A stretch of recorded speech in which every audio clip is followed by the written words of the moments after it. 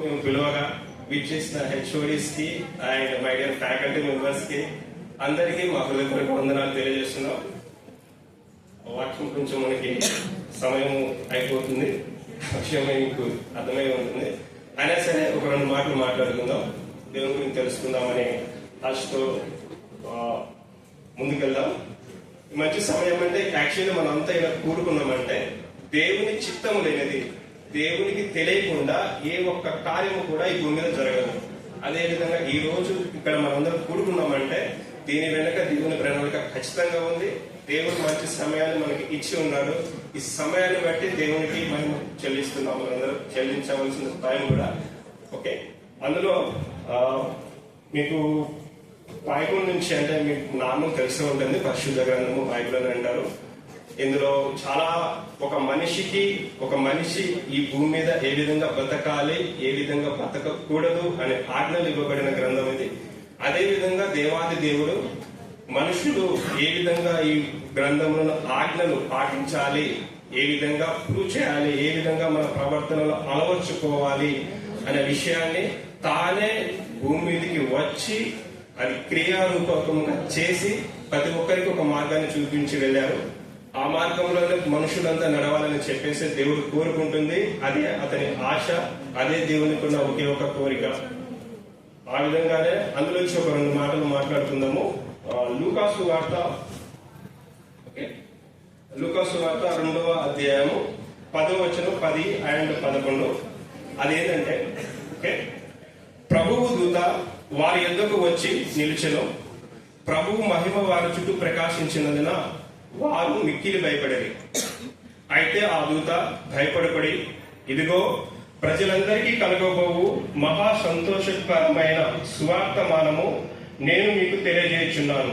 దావీదు పట్టణమునందు నేడు రక్షకుడు మీ కొరకు పుట్టి ఉన్నాడు.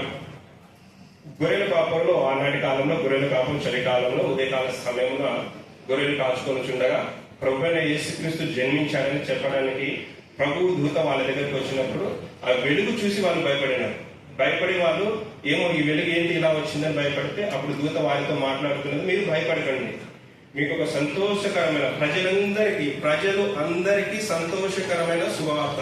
ప్రజలు అంటే ఇక్కడ భూమి మీద సమస్త ప్రజలు, హైందవ సహోదరులు, ముస్లిం సహోదరులు, జైనులు గాని, సిక్కులు గాని, ప్రతి ఒక్క ధనిక పేద ఒక్కరని లేదు, జీవం కలిగిన మనుషుని, ఆత్మ కలిగిన ప్రతి మనుషునికి కలగబో సంతోషకరమైన శుభవార్త ఏంటంటే దావీదు పట్టణమునందు నేడు రక్షకుడు మీ కొరకు పుట్టి ఉన్నాడు. రక్షకుడు. ఓకే, మీరు ఇంతవరకు యేసు అని చెప్తున్నారు కదా. యేసు అను మాటకు అర్థము రక్షకుడు. యేసు అను మాటకు రక్షకుడు, యేసునే రక్షించువాడు, saviour. He's the saviour for entire human being life. రక్షకుడు పుట్టి ఉన్నాడు అంటే భూమి మీదకి వచ్చి ఉన్నాడు. యేసు భూమి మీదకి వచ్చి ఉన్నాడు. ప్రభు అయిన యేసు క్రీస్తు భూమి మీదకి ఎందుకు వచ్చి ఉన్నాడు? వచ్చిన విషయాలు చాలా ఉన్నాయి. అందులో ప్రాముఖ్యంగా ఒక 2-3 విషయాలు మీతో మాట్లాడుకుంటాను, 2 చెప్తానండి. అందులో ఒకటి లూకాసు వార్త 19:10. బైబిల్లో లూకాసు వార్త ఒక వర్డ్ ఉంది, 19:10 నుంచి చెప్పబడిన వాక్యం ఏంటంటే, నశించిన దానిని వెతికి రక్షించుటకు మనిషి కుమారుడు భూమిపైకి వచ్చును. నశించిన దానిని వెతికి రక్షించుటకు, రక్షించువాడెవరు? రక్షకుడికి పేరెవరు? యేసు క్రీస్తు నశించిన వారిని రక్షించడానికి భూమికి వచ్చాడు. నశించిన దానిని అనడం ఒకటి, నశించిపోతున్న వారిని అనడం ఒకటి, నశించిపోతున్న ఆత్మీయ విలువలు మీన్స్ హ్యూమన్ ఎథిక్స్. ఈ సొసైటీలో హ్యూమన్ ఎథిక్స్ కూడా అంటే అంతర్మైపోతున్నాయి. మానవత్వం, మంచితనం, ప్రేమ ఇలాంటివన్నీ నశించిపోతున్నాయి. మనుషుల మధ్య అటువంటి అన్ని కరిగిపోతున్నాయి. వాటిని వెతికి రక్షించి మనుషులకు తెలియపరచుటకు ప్రభువైన యేసు క్రీస్తు భూమి మీదకి వచ్చి ఉన్నారు. అయితే నశించిపోతున్న వారు ఏ విధంగా నశిస్తున్నారంటే చాలా రకాలుగా. మనం పుట్టినప్పటి నుంచి తల్లి గర్భంలో 9 నెలల తర్వాత భూమి మీద పుట్టాము. పుట్టిన తర్వాతకి 2-3 years వరకు మనకి ఎటువంటి లోక జ్ఞానం ఉండదు. మనకు తెలిసిందే మనం ఉన్న ప్రవర్తన కానీ కల్మషము లేని ప్రవర్తన, ఎటువంటి లోకానుసారమైన ఆలోచనలు కానీ, ఎటువంటి లోకానుసారమైన ఈచ్ఛలు కానీ ఉండవు. చిన్నపిల్లలు వాళ్ళ దేవునితో సమానం చెప్తుంటారు పెద్దలు, మన పిల్లలు అందరూ అదే చెప్తూ ఉంటారు. అదేవిధంగా ఆ తర్వాత ఎప్పుడైతే చిన్న పిల్లలకు కానీ అంటే ఒక ఏజ్ వచ్చాక మనిషికి తెలిసిపోతుంది ఏది మంచి, ఏది చెడు, ఏది ప్రవర్తన అక్కడ మార్పు మొదలవుతుంది. ఎప్పుడైతే ప్రవర్తనలో మార్పు వస్తుందో అప్పటి నుంచి మనిషి పాపమున చేయాలి, లేకపోతే మంచిగా చేయాలి. అందులో చేసే వాటిలో పాపం అంటే ఏంటంటే కొన్ని దేవుడు చేయకూడదు అని చెప్పిన ఆజ్ఞలను తెలిసి చేయడం, తెలియకుండా చేయడం. చాలా మనుషులకి ఏంటంటే దేవుడు చెప్పిన ఆజ్ఞలు తెలియక తప్పు చేస్తారు, కొంతమంది తెలిసి కూడా తప్పు చేస్తారు. తెలిసి చేసే తప్పులు ఏంటంటే మీరు చేస్తున్నప్పుడు అది తప్పు అని మీకు తెలుస్తుందా తెలియదా? ఒక తప్పు చేస్తున్నారు. ఫర్ ఎగ్జాంపుల్ ఇప్పుడు మీరు కాలేజ్ బంక్ కొట్టి పోవాలనుకుంటున్నారు, అది మీకు తప్పు అని అనిపిస్తుందా లేదా? ఓకే, అనిపించదు. అంటే ఆ విషయంలో మీ మనస్సాక్షి చచ్చిపోయిందని అర్థం అనమాట. మీలో ఉన్న మనస్సాక్షి మీతో మాట్లాడుతుంది, అరే వెళ్ళకూడదు సార్ ఏమంటాడు, ఇన్ఛార్జ్ ఫోన్ చేస్తారు, ఇది అనేది మీకు చాలా కన్ఫ్యూజన్ వస్తాయి. ఆ టైంలో మాట్లాడేది నీలో ఉన్న మనస్సాక్షి నీతో మాట్లాడుతూ ఉంటుంది. ఆ మనస్సాక్షి నువ్వు 10 సార్లు చంపేసావు అనుకో, ఇంకొకసారి నువ్వు బంక్ కొట్టినా ఏం కాదుపా వెళ్ళిపోతాం బాగుంటుంది, అలా అవుతుంది అనమాట. మనస్సాక్షి ఎప్పుడైతే నువ్వు చంపేస్తావో ఆ విషయంలో నువ్వు తెలిసి కూడా తప్పు చేస్తావు. తెలియక చేసేవి ఏంటంటే చాలా రకాలుగా ఉంటాయి. కొన్ని డెసిషన్ తీసుకుంటాము, ఒక 5 years తర్వాతకి లేదా 2-3 years తర్వాతకి, అరే వాళ్ళతో నేను పరిచయం పెంచుకోకపోయినా బాగుండు, ఆ పని చేయకపోయినా బాగుండును, ఆ రోజు బైక్ అంత స్పీడ్ గా వెళ్ళకపోయినా బాగుండును అని డెసిషన్స్ ఎప్పుడు వస్తుంది? దాని ప్రతిఫలను అనుభవించాక నీకు తెలుస్తుంది. ఆ విధంగా కొన్ని డెసిషన్స్ అరే చేయకపోయినా బాగుండు తెలియక చేస్తాను. ఎందుకు తెలియక చేస్తున్నాను అంటే కొన్నేమో మనకి మనంతటా మనము కొన్ని అవగాహన వస్తాయి, ఇతరులను చూసి నేర్చుకుంటాము. కొన్ని ఒకరైనా మనకు చెప్పకపోతే ఆ విధంగా మనం తెలియక తప్పులు చేస్తాం. ఇప్పుడు చెప్పి చేస్తే అది మీ అంతటా మీరు ఇష్టపూర్వకంగా చేసినది అవుతుంది. అది తెలియకుండా చేసినదైతే దానికి ఖచ్చితంగా సరిపడా అంటే తగనుగుణంగా మనకి చేసిన తప్పుకు శిక్ష మనమే అనుభవించాలి. నీ బరువును నువ్వే మోస్తావని ఏరోవాడు వచ్చి బరువు మోస్తారా? లేదు. ఎందుకంటే నువ్వు చేసిన తప్పుకు నువ్వే శిక్ష అనుభవించాలి. ఇలా మనిషి తెలిసి తెలియక చేసే ప్రతి తప్పు నుండి నిన్ను రక్షించడానికి లోక రక్షకుడైన యేసుక్రీస్తు నీ దగ్గరకు వచ్చాడు. అంటే శిక్ష వస్తుంది కదా, ఆ శిక్ష సమస్త మానవానికి పాపం చేస్తున్న ప్రతి ఒక్కరికి అది వర్తిస్తుంది. పాపం వలన వచ్చే జీతము మరణంలోకి వెళ్తాం. అయితే మరణం అనేది నీ ఆత్మకు ఉంటుంది. నీ ఆత్మకు ఎప్పుడు ఉంటుందంటే ఇప్పుడు శరీరం మీద నువ్వు చనిపోతావు, కానీ నీ ఆత్మ చనిపోయిన తర్వాతకి ప్రతి గ్రంథము, భూమి మీద ఉన్న ప్రతి గ్రంథము క్రోడీకరించి చూసిన కూస్తున్న ఒకే ఒక మాట ఏంటంటే చెప్పిన పరలోకం ఒకటి ఉంది, నరకం అనేది ఒకటి ఉంది. నువ్వు చనిపోయిన తర్వాతకి నీ ఆత్మ నరకానికి వెళ్తుందా, పరలోకానికి వెళ్తుందా? దేవాది దేవుడైన దేవుడు కోరుకుంటుంది ఏంటంటే మిమ్మల్ని రక్షించడానికి అంటే మీ ఆత్మ దేవునితో ఉండడానికి. ఎందుకంటే నీ ఆత్మ ఎక్కడి నుంచి వచ్చిందంటే తల్లి గర్భంలో పెట్టినది దేవుడే, నీ ఆత్మను పంపించినది దేవుడే. ఆ దేవుడి చిత్తానుసారంగా జీవించాలని చెప్పేసి వచ్చారు. అది తెలియచేయడానికి దేవుడు నశించిపోతున్న వారిని రక్షించడానికి వచ్చారు. ఏ విధంగా నశించిపోతున్నారంటే తెలిసి తెలియక చేసిన తప్పుల వల్ల మీరు శిక్షను అనుభవిస్తూ ఉంటారు. ఎటువంటి శిక్ష అంటే ఫర్ ఎగ్జాంపుల్ తప్పుల విషయంలో మీకు కొన్ని విషయాలు చెప్తాను. ఏ విధమైన ఈ తప్పులు చేస్తుంటామంటే శరీరానుసారమైన ఈశ్వర కారణంగా తప్పులు చేస్తుంటాము, లోకానుసారమైన ఆశల కారణంగా కూడా తప్పులు చేస్తుంటాము. అందులో కొన్ని విషయాలు మీకు చెప్తాను. వ్యభిచారము, జారత్వము, దొంగతనము, కాముకత్వము, అపవిత్రత, ప్రతి విధమైన అలరితో కూడిన ఆటపాటలు, సరస్వక్తులు, డబుల్ మీనింగ్ డైలాగ్స్, పోకిరి చేష్టలు, ఓకేనా? ఇలాంటి చాలా రకాల ఆజ్ఞలు ఉన్నాయి. ఇవన్నీ చేయకూడనివి. నువ్వు చేస్తున్నప్పుడు కూడా నీకు తెలుస్తుంది. బూతులు మాట్లాడడం కూడా తప్పండి. మీరు అనుకుంటారు ఏం కాదు అనుకుంటారు. అదే బూతులు మీ పేరెంట్స్ ఉన్నప్పుడు మీరు మాట్లాడగలరా? లేదు. అంటే తప్పదే. అది మీరు ఆలోచించాలి, అలా గ్రహించగలగాలి. ఇలాంటివన్నీ చేయడం వల్ల దీనివల్ల మీకు ఒక హ్యాపీనెస్ వస్తుంది. ఏ హ్యాపీనెస్ అంటారా? టెంపరీ హ్యాపీనెస్ వస్తుంది. టెంపరీగానే ఉంటుంది.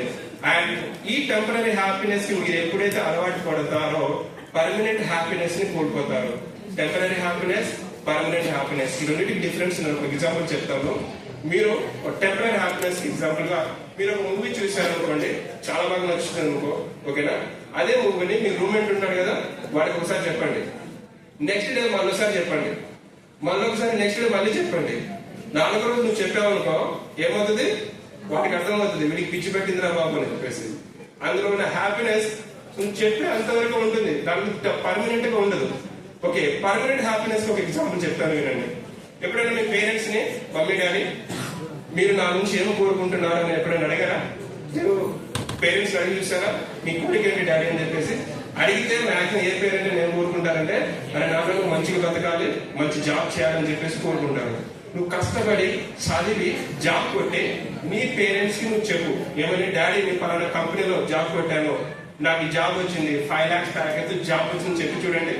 చెప్పిన తర్వాతకి మీ పేరెంట్స్ కున్న ఆనందము ఒక 100 మందికి చెప్పినా సరే వాళ్ళకి తీరినది. 100 మందికైనా చెప్తారు, ప్రతి ఫంక్షన్ లో చెప్తారు, బంధువులకు చెప్తారు, ఈవెన్ బస్సులో వెళ్తున్నా పక్కన ఉన్న కూడా చెప్తారండి. అంత హ్యాపీనెస్ ఉంటుంది పేరెంట్స్ కి. అది పర్మనెంట్ హ్యాపీనెస్. చెప్తున్న కొద్ది ఆనందం వస్తూనే ఉంటుంది. అలాంటి హ్యాపీనెస్ దేవుడి ఇవ్వడానికి వచ్చారు. కానీ టెంపరీ వాటికి మీరు వెతుకులాడి దేవుని మర్చిపోయి లోకంలో పడిపోయి నరకానికి పాత్రలుగా మారడం దేవునికి ఇష్టం లేదండి. అందు నుంచి మమ్మల్ని రక్షించడానికే దేవుడు వచ్చి ఉన్నాడు. ఇలాంటి టెంపరీ హ్యాపీనెస్ ఎప్పుడైతే అడిక్ట్ అవుతారో మీ హృదయంలో ఒక ఎంప్టీనెస్ తయారవుతుంది, ఎంప్టీనెస్ వస్తుంది. ఎంప్టీనెస్ వస్తే ఆటోమేటికల్లీ మీకు ఓవర్ థింకింగ్ స్టార్ట్ అవుతుంది, ఆందోళన స్టార్ట్ అవుతుంది, చిరాకు వచ్చేస్తుంది, ప్రతి విధమైన కానీ కోపం వచ్చేస్తుంది.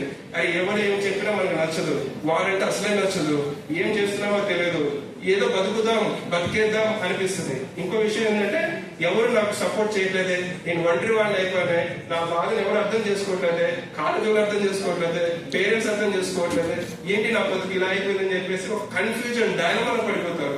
ఏ డెసిషన్స్ కూడా క్లారిటీగా తీసుకోవాలి. ఈ ఎంప్టీనెస్ ఎందుకు వస్తుందంటే మీరు చేసే టెంపరీ హ్యాపీనెస్ థింగ్ వల్ల అది మీ హృదయంలో క్రియేట్ అవుతుంది. ఆ ఎంప్టీనెస్ నీలో క్రియేట్ అవుతుంది. ఆ ఎంప్టీనెస్ నిన్ను పాపానికి, బానిసకి, మత్తుకి తయారు చేస్తుంది. ఏదో ఒక అడిక్షన్ కి నేను ప్రేరేపిస్తుంది. అడిక్షన్ కి వెళ్ళిపోతారు చాలా మంది.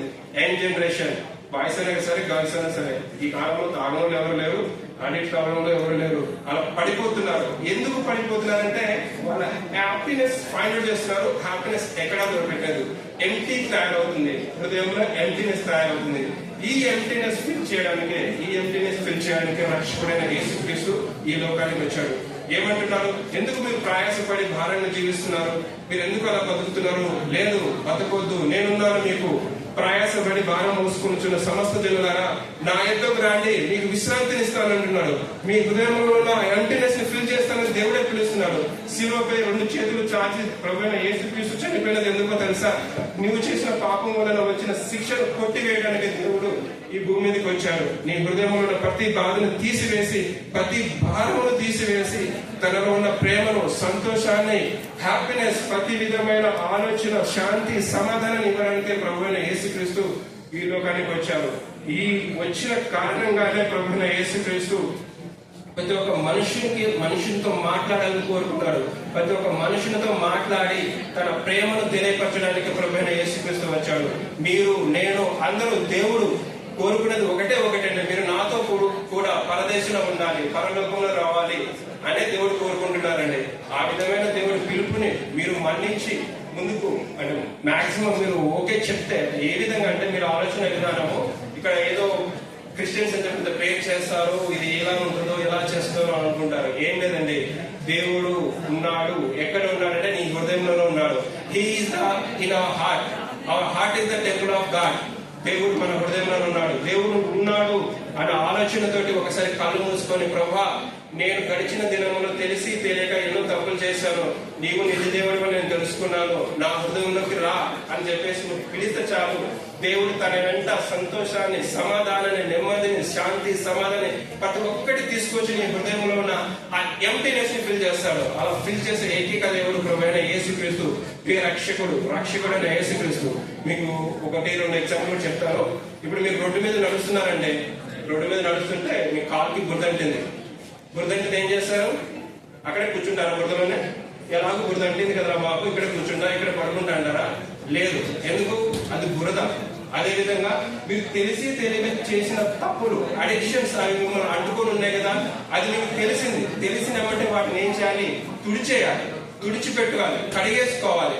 కడిగేసుకుంటేనే మీరు కొంచెం ప్రశాంతంగా ఉండగలుగుతారు. అదే విధంగా మనకి తెలిసి తెలియక చేసిన తప్పుల వల్ల మన హృదయంలో ఏర్పడిన ఎంప్టీనెస్, ఆ పాపముల వలన అయితే ఆ పాపముని విడిచిపెట్టమని ప్రభువైన యేసుక్రీస్తు అంటున్నాడు. ఏ విధంగా విడిచిపెట్టాలంటే దేవుని దగ్గరకు వచ్చి, ప్రభువా నేను ఇన్నాళ్ళు తెలిసి తెలియక తప్పులు చేశాను, నన్ను క్షమించు, నువ్వు నా గొప్ప దేవుని హృదయం నమ్ముచున్నాను, ప్రభా నీవు కాచిన రక్తంతో నా హృదయమును కడుగుము, నా హృదయంలోకి రమ్ము అని ఒక్క మారు మీరు కళ్ళు మూసుకొని ప్రార్థిస్తే చాలండి.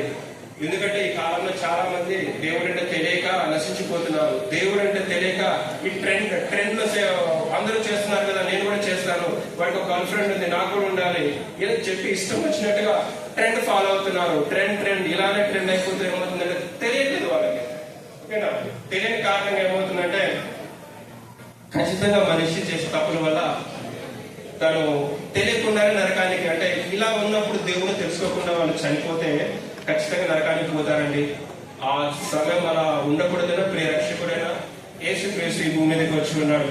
కాబట్టి brothers and sisters, I hardly request you, మీకు ఎప్పుడైనా జీవితంలో ఎవరు మాకు హెల్ప్ చేయలేదు, నేను ఒంటరి అయిపోయాను, బాధ ఉంది, తట్టుకోలేకపోతున్నాను, షార్ట్ టెంపర్ వస్తుంది, ఏం చేయాలో తెలియట్లేదు, ఎవరు నన్ను పట్టించుకోవట్లేదు, బాధలో ఉన్నారా మీరు? ఆ సమయంలో ఒకసారి మీరున్న చోటనే ప్రభా యేసయ్య, ఆ రోజు కాలేజీలో విన్నాను మాట, నీవు దేవుడిని నమ్ముచున్నాను, ఒకసారి నా హృదయంలోకి వచ్చి బాధను తీసివేయాలని ప్రార్థిస్తే చాలండి. దేవుడు ఖచ్చితంగా మీ హృదయంలో అద్భుతాలు చేస్తాడు, చేసి తీరుతాడు. అది నేను అనుభవించాను. నేను ఇలాంటి సెమీ క్రిస్టియన్లో రక్షించబడిన బిడ్డను, నేను బీటెక్ టైంలో రక్షించబడి ఉన్నాను. ఇలాగే పాస్టర్ గారు ఒక మాట చెప్తేనే నేను విన్నాను. అదే రోజు నేను కళ్ళు మూసుకొని ప్రార్థించగా దేవుడు నా హృదయంలో వెలిగించాడు. అలాగే నిజ దేవుని తెలుసుకొని ఇప్పటికీ నేను చాలా దేవుళ్ళని ఎంతగానో ఆనందిస్తున్నాను. ఆ విధంగా మీరు కూడా సంతోషకరంగా జీవించాలని మనస్ఫూర్తిగా కోరుకుంటూ, ఉన్న వాళ్ళందరూ ఉన్న చోటనే కైండ్లీ రిక్వెస్ట్ గా కళ్ళు మూసుకుంటే ఒక చిన్న ప్రార్థన చేసుకుందాం. ప్రియరక్షకుడిగా మా తండ్రి ప్రభువా, ఇన్నాళ్ళు మేము తెలిసి తెలియక తప్పుదములను బట్టి మమ్మల్ని క్షమించు. నీవు నిజ దేవుడు అని మేము తెలుసుకున్నాము ప్రభువా. మాలో ఉన్న ప్రతి మలినమును కడిగి వేయమని నీవు కార్చిన రక్తము ద్వారా మా హృదయం శుద్ధీకరించి, మా హృదయం తలుపులతో ఉన్న నీవు మాలోకి రమ్మని, చీకటిలో బతుకుతున్న మమ్మలను వెలుగులోకి నడిపించమని నాయన మీకే వందనాలు చెల్లిస్తూ ఈ చిన్న మనవని ఆలకించమని, మమ్మల్ని తృప్తిపరచమని, బలపరచమని, నీ బిడ్డగా చేర్చుకోమని యేసు నామములో అడిగి వేడుకుంటున్నాం తండ్రి. Amen. Thank you brothers and sister, thank you very much.